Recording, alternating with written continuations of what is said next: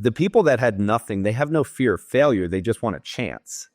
And the reason that that's important for what you just said, I believe that people that love to fail, meaning because they know they're going to come back, and so it's a badge of honor.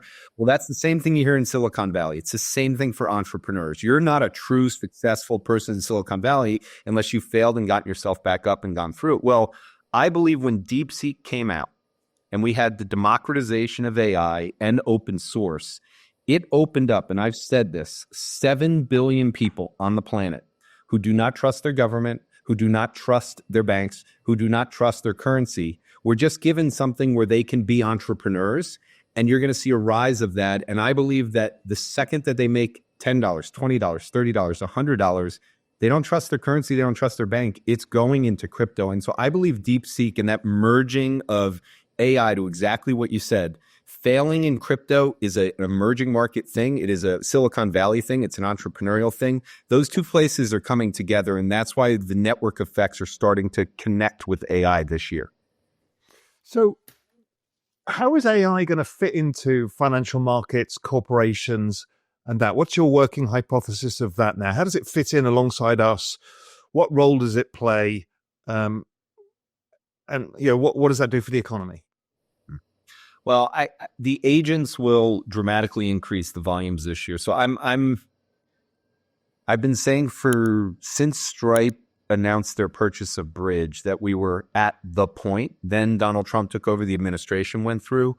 I was with one of the macro funds this week who has a very big presence in digital assets, and I was talking to one of the founders, and he said every single bank has been into his office in the last month, and they continue to come in.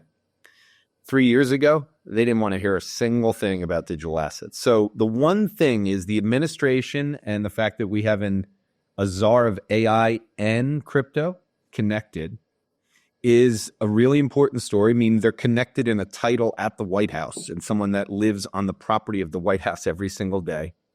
But I believe it's stablecoins that have always been the true bridge and the way for B2B to transact across the globe. And so I think we're going to see incredibly high volumes. And like I said, if you break those volumes down, many of them will be going on through the emerging markets. So it's the payment side, which you've obviously spent a lot of time on. The way for the merger of these two and the way that AI is going to speed it up is a lot of these are going to be done through agents, but it's also the entrepreneurs are going to be using AI to build the businesses. So it's both on the agent side of transactions, the robo side, but then it's also on the creator economy growing dramatically and those people being able to use social platforms. Because remember, if a kid in Indonesia wants to sell something to Americans, it's a very hard and taxing thing because right now for remittances, it's a 6% charge.